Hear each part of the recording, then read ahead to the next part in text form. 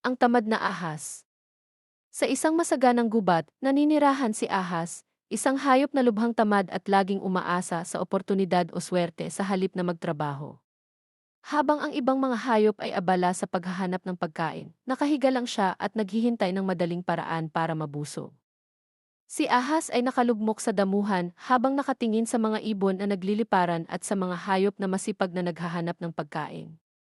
Ahas, nakakapagod ang buhay na ito.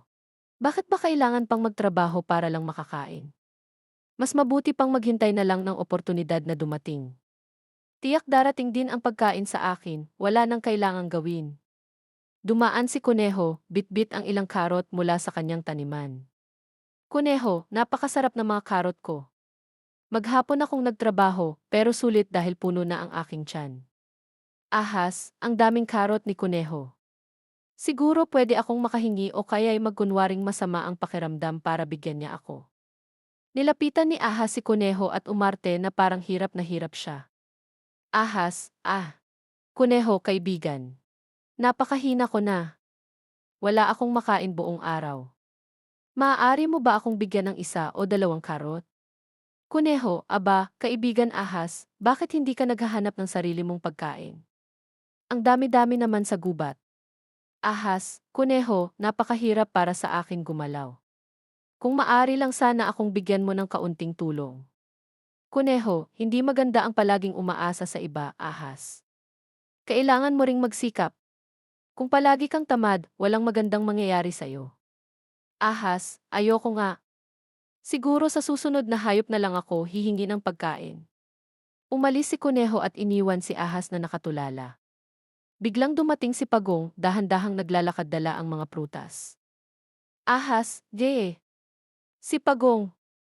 Mabait yan, tiyak papayag siyang ibigay ang kanyang mga prutas.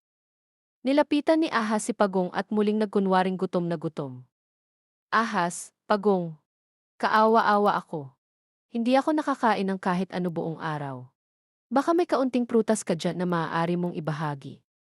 Pagong, ahas, kaibigan, bakit hindi ka maghanap ng sarili mong pagkain? Maraming bunga sa paligid, madali lang namang hanapin kung magsusumikap ka. Ahas, pagong, napakabagal ko, tulad mo.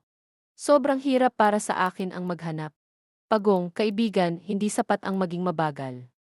Kailangan magsikap kahit mabagal. Kung hindi ka kikilos, wala kang makakamit.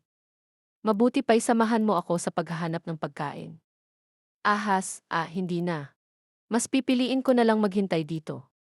Si Pagong ay nagpatuloy sa kanyang paglalakad at iniwan si Ahas na muling mag-isa. Lumipas ang oras at si Ahas ay nanatiling gutom at walang nagawa.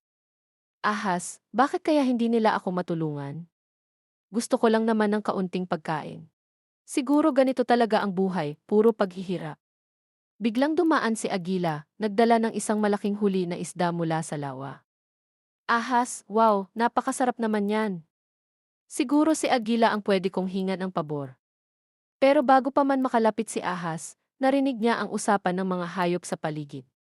Kuneho, tingnan niyo si Ahas. Wala siyang nakamit dahil sa katamaran niya. Pagong, tama, hindi sa lahat ng oras ay may tutulong sa'yo. Kailangang magsikap kung gusto mong mabuhay ng masagana. Ahas, tama sila. Kung hindi ako kikilos, wala talaga akong makakamit. Dapat pala noon pa ako nagsikap at hindi umasa sa iba. Simula noon, natuto si Ahas na magsikap. Nakita siya ng mga hayop na naghahanap ng pagkain sa sarili niyang paraan. Ahas, salamat, kuneho at pagong. Sa wakas, natutunan ko na ang halaga ng pagsusumikap.